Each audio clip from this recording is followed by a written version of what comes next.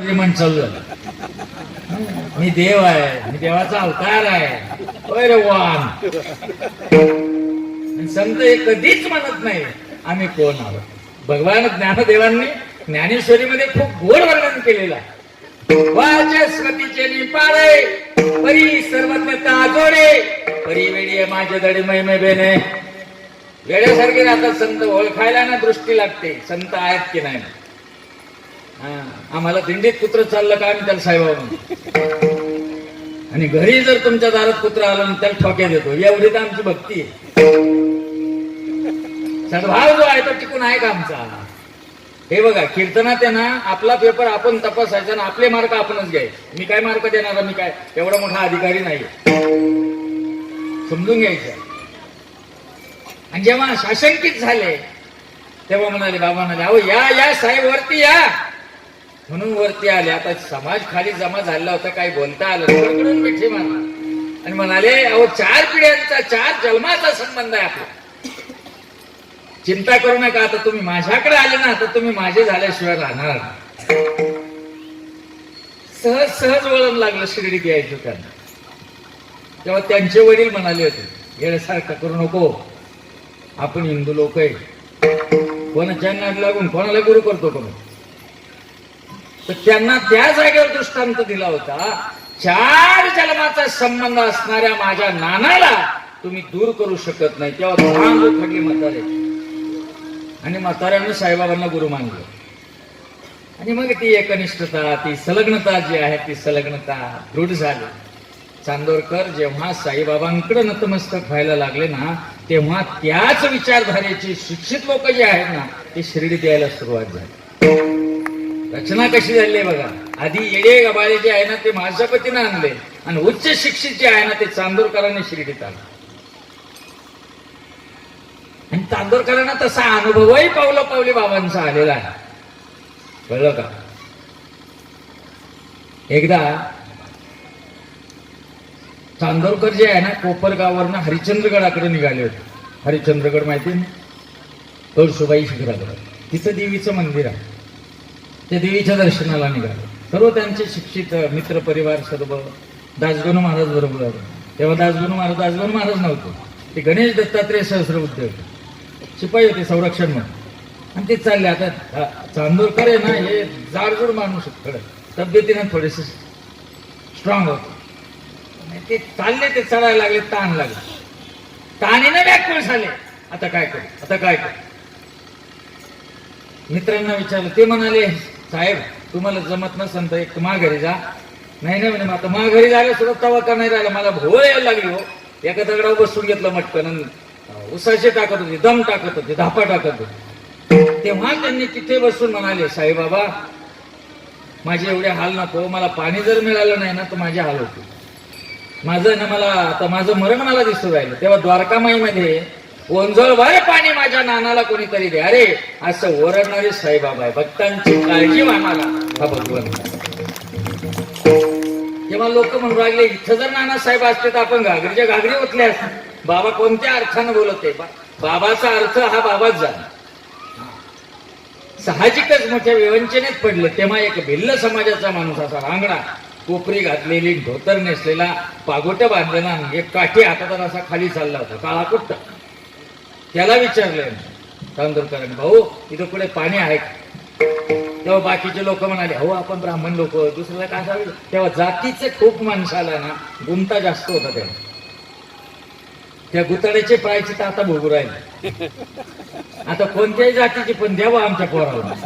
जिंकली आता सांग. नाही तर हा खाई सोन कुंभ मिळायला पाठवायची वेळ आली ना. काय करतील. आणि ते बाकीचे म्हणाले काय बोलताय साईबाबा तुमची व्यवस्था करील. हो करील म्हणे.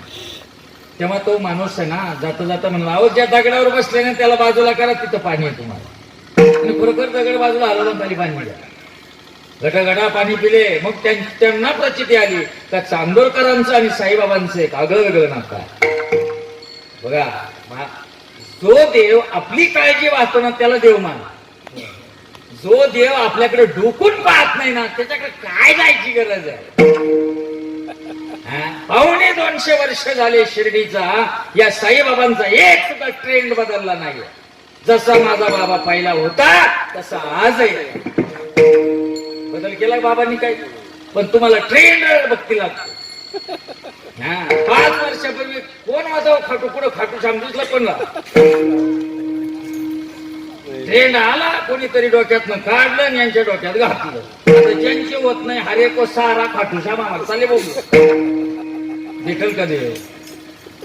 अरे अज्ञानाची भक्ती इच्छिती संपत्ती तयाचे मती बोध कैसा.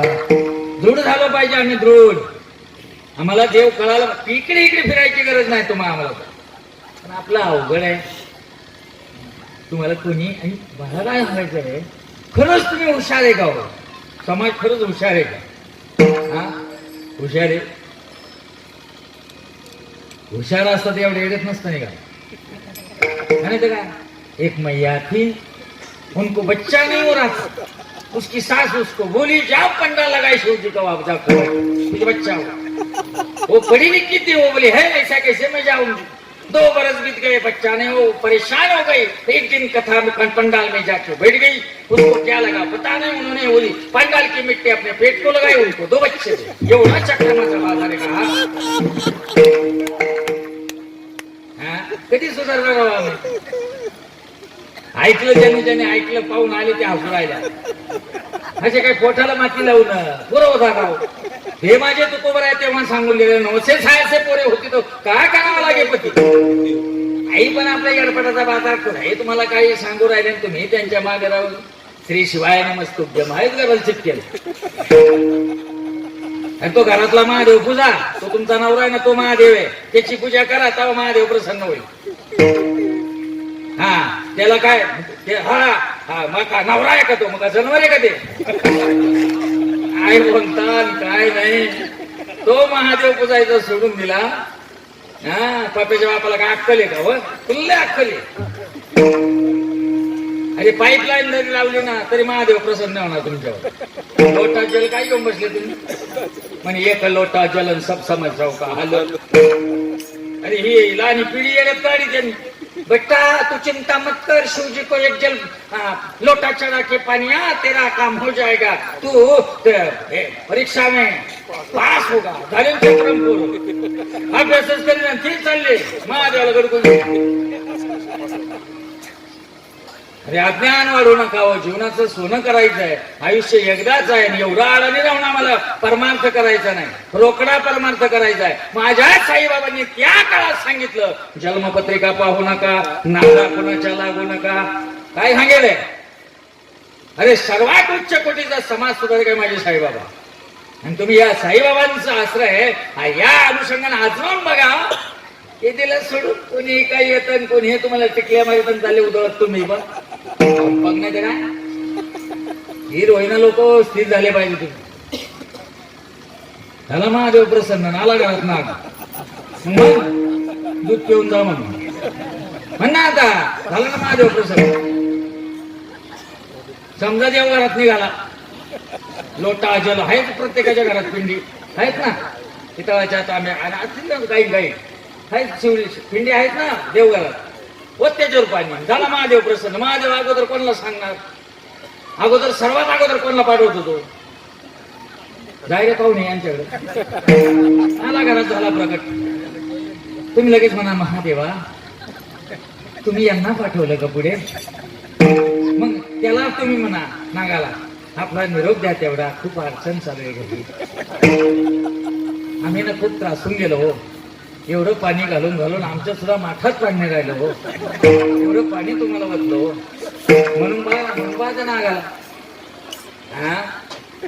अरे तुम्ही काही क्षणात तुम्ही अंगणात घरातल्या देव घरापासून बाहेर येऊन बोंबा मारशात. लोकांना माझ्या आमच्या घरातलं मोठं जनावर आहे. आणि मग म्हणते लोक म्हणतील मारायला येतील लोक काठे घेऊन. मारू कसं, कारण ते देवघराच्या खाली घुसलं ना, मग कसं मारू. हे काय म्हणता देवघराचा भोगा करा आपण नवा. देव पूजायला निघाले. अरे सोना चांदी का नाग बनाया पूजन लोक जुगाए. जिंदा नाग जब घर में निकले ले काठी दमकाई रे. अनाड़ी दुनिया भजन कबीरानं सांगून